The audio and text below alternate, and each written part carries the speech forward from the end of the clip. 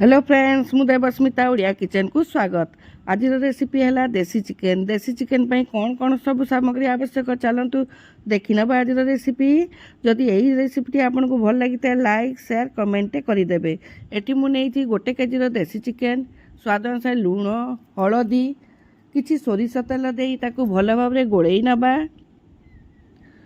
100 ग्राम एठी नहीं रसुण अदा नहीं 100 ग्राम आलू नहीं 5टी काटी नहीं चिली पाउडर मीट मसला नहीं एटी चिकेन मसला नहीं गोटा गरम मसला नवा सोरिष तेल 5टी कटा होता पियाज नहीं स्वाद अनुसार लुण हलदी एतिकी मु मसला सब नहीं सुखिला लंका 3टी धनिया पाउडर जीरा पाउडर। प्रथमे मु ग्राइंडर जार अदा रसुण को ग्राइंडिंग करी नेबी। देखो ग्राइंडिंग कर नौची यही पेस्ट मु तैयारी करनेली।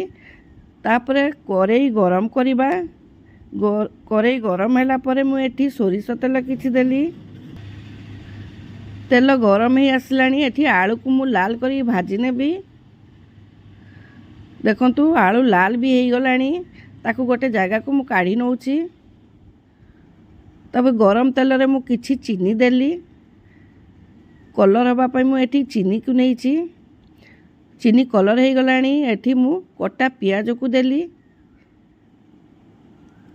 स्वाद अनुसार लुण दे ताकू भल भाव फ्राए करी नेबी। देखो पियाज भी फ्राए हो आसलानी तापर बटा होइतिबा मसला को मुझे दे कषि नौची। देखो बटा होइतिबा मसला को मुझे कषि नेली स्वाद अनुसार लुण दबा हलदी दबा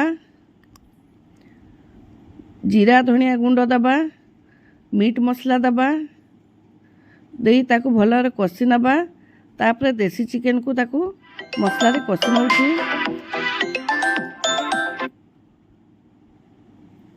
देखो चिकेन कषि हो गलानी ताकू अध घंटे मु छाड़ी दउची। देखो आइंसा पानी मरी गलानी।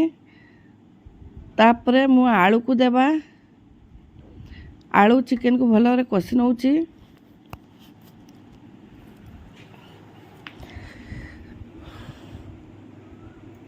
आलू चिकेन कषि हो गलानी।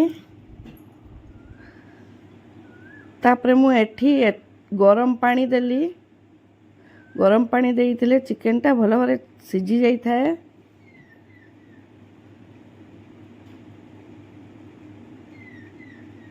तापर ताको भल भाव फुटेई नबा। फुटीगला पर गैस को बंद करके एठी मु गरम मसला देली। रेडी हो गला मो देसी चिकेन।